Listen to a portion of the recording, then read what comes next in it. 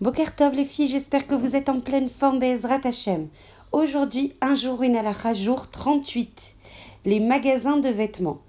Celui qui vend des vêtements non conformes à la halakha transgresse l'interdiction de la Torah. Tu ne mettras pas d'embûche devant l'aveugle. L'interdiction concerne tous les intervenants dans les différentes étapes qui mènent à la vente, à savoir le fabricant, le grossiste, le propriétaire du magasin, y compris les vendeuses et les publicitaires. C'est tiré de la Gemara et de Rambam. Il est aussi interdit par la Torah de raccommoder un vêtement interdit, même s'il est possible d'obtenir ce vêtement dans un autre endroit.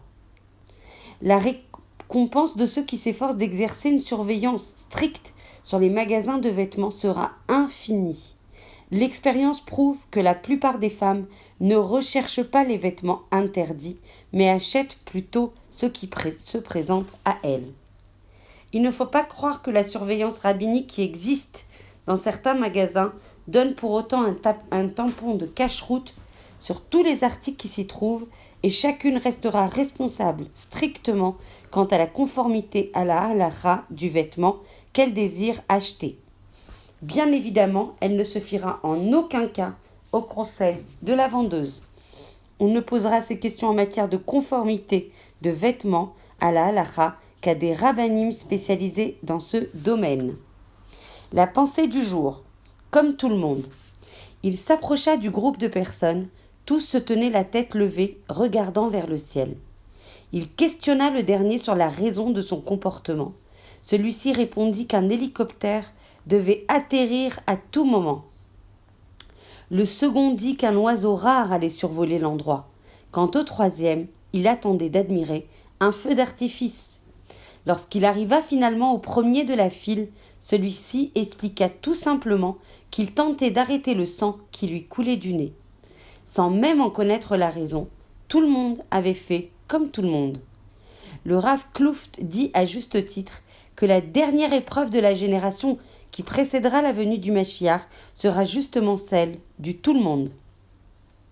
Rav Kanievski Shlita Sheichye dans Oroch Yachar insiste sur le fait qu'il n'y a pas lieu d'apprendre des négligences des grands, car ce sont uniquement les enseignants du Shulchan Aruch qui doivent nous guider et non pas la manière d'agir des autres. Purifier le terrain. Le Rav Azriel Tauber Shlita répète souvent que le troisième Beth Amikdash est déjà prêt dans le ciel, constitué de toutes les mitzvot accomplies et qu'il ne reste plus qu'à purifier le terrain pour qu'il descende.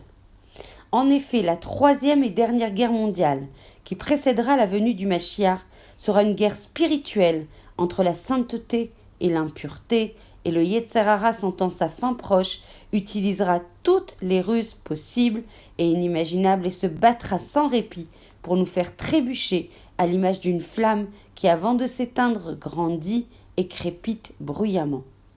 N'oublions pas la révélation de Rav Yehoshua Lib d'Iskin Zecher Tzadik Livracha, comme quoi ceux qui seront épargnés et survivront seront les Juifs authentiques qui se distingueront par leur Hirat Shamayim et veilleront avec acharnement et ténacité à conserver leur pureté.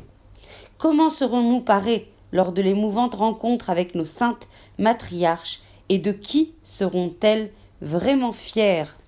Sur cette question, je vous retrouve Be'ezrat Hashem à la Messibat Sioum qui se tiendra mardi soir, donc demain soir à 20h30 au 10 Mekor Chaim Be'ezrat Hashem.